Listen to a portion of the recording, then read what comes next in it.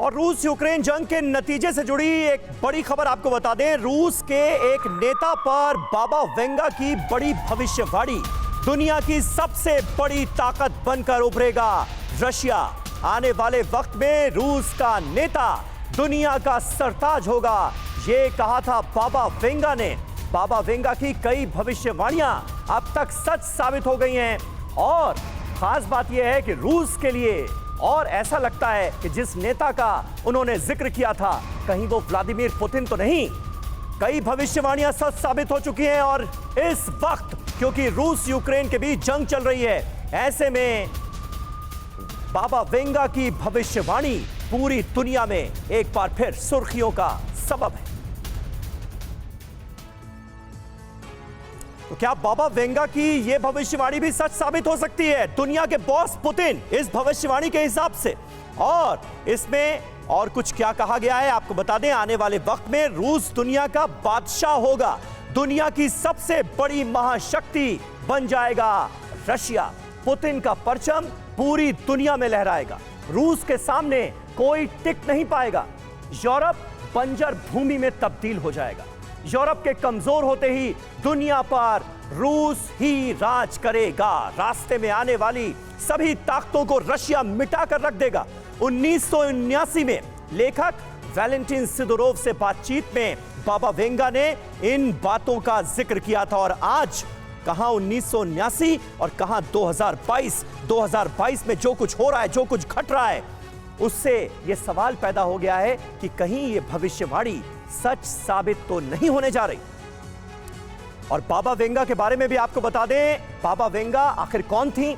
Bulgaria की रहने वाली बाबा वेंगा दरअसल एक फकीर थी। दुनिया की सबसे प्रसिद्ध भविष्यवक्ताओं में से उन्हें एक माना जाता है। 12 साल की उम्र में एक हादसे में उनकी आंखों की रोशनी चली गई। आंखों की रोशनी जाने के बाद भी लगातार उन्होंने भविष्यवाणियां की और अगर इनके अनुयायियों की माने तो इन्होंने जो भी भविष्यवाणियां की उसमें से 85% भविष्यवाणी सच साबित हुई।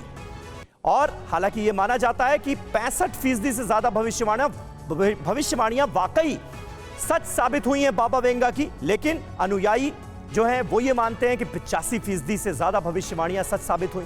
वहीं 1996 में बाबा वेंगा का 85 साल की उम्र में देहांत हो गया था, उनका निधन हो गया था। भविष्यवाणियां खास बात यह है कि बाबा वेंगा ने कहीं लिखी नहीं, अपने अनुयायियों को वो बता कर गई। मौत से पहले बाबा वेंगा ने सन 5079 तक की भविष्यवाणियां की हुई हैं। और यहां पर देखने वाली बात यह भी है कि बाबा वेंगा ने क्या क्या देखा, किन किन घटनाओं के बारे में उन्होंने पहले ही कर दी भविष्यवाणी। सोवियत संघ का विघटन होगा, एक तो यह बाबा वेंगा ने भविष्यवाणी कर दी थी जो कि सही साबित हुआ। 2001 में वर्ल्ड ट्रेड सेंटर पर हमले का भी उन्होंने जिक्र किया था। 2004 में जापान के अंदर सुनामी आएगी, तबाही मचाएगी, यह भी उन्होंने जिक्र किया था, सही साबित हुआ। यूएसए के 44वें प्रेसिडेंट का अश्वेत होना, इसका जिक्र उन्होंने अपनी भविष्यवाणी में किया था और ऐसा हुआ भी। बराक ओबामा के बारे में हम सब जानते हैं। वहीं इंदिरा गांधी का प्रधानमंत्री बनना और उनकी हत्या, यह भी भविष्यवाणी की गई थी। स्टालिन की मौत की तारीख, कोरोना जैसी महामारी का फैलना, ये सारी वो भविष्यवाणियां थीं जो कि बाबा वेंगा की सच साबित हुई हैं। और यही वजह है कि आज की तारीख में रूस यूक्रेन युद्ध के मद्देनजर बाबा वेंगा की एक भविष्यवाणी पर सबकी नजर है, जिसमें यह कहा जा रहा है कि रूस के जो राष्ट्रपति होंगे, जो रूस का नेता होगा, वो सर्वशक्तिमान बन जाएगा। कर्नल एस डिनी हमारे साथ मौजूद हैं। डिनी साहब, ये तो बात हुई भविष्यवाणी की, लेकिन जो हालात बनते हुए नजर आ रहे हैं, ग्राउंड पर जो हालात हैं, उसको देखते हुए क्या आपको वाकई लगता है कि रूस एक सुपर पावर के तौर पर उभरेगा?